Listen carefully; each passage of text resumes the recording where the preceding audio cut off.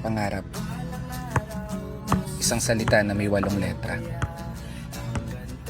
Isang salita na hinahangad ng bawat isa. Isang salita na nagawa ng mapasakamay ng iba. At isang salita na katuwang ng salitang kaya ko ba. Kasi lahat ng tao sa mundo may kanya-kanyang pangarap na gustong abutin. Mahawakan yung mga bagay na palaging laman ng hiling. Maranasan yung sitwasyon na ano bang gustuhin, kaya mo nang bilhin. At higit sa lahat, maging ikaw yung pangarap mong maging. Kasi ako, simple lang yung pangarap ko ngayon. Magkaroon ng 10 milyon. Siguro okay na yan.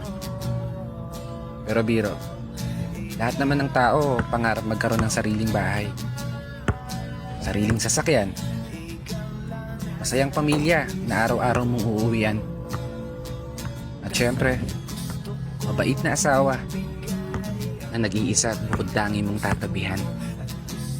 Kasi libre lang mangarap, ika nga nila. Wala yang bayad, isukli ka pa. Ang tanong na lang dyan, magagawa mo pa. Baguhin ang takbo ng buhay gamit ang mga pangarap mo. Magtiwala ka lang sa kakayahan at tinataglay mo. At higit sa lahat, maniwala ka lang na kaya mo. Balang araw magugulat ka na lang. Wala ka nang binabayarang utang kada kinsenas katapusan. Magagawa mo ng puntahan yung mga lugar na gusto mong puntahan. Kaya walang dahilan para panghinaan ka pa ng loob. Kung sadyang medyo inaalat, tanggapin mo pa rin na malugod. Tandaan mo lang palagi, nandyan si Lord, isang masugid mong tagapanood, na laging magpapaalala sa'yo na pagkatapos ng hirap, ginhawa na ang kasunod.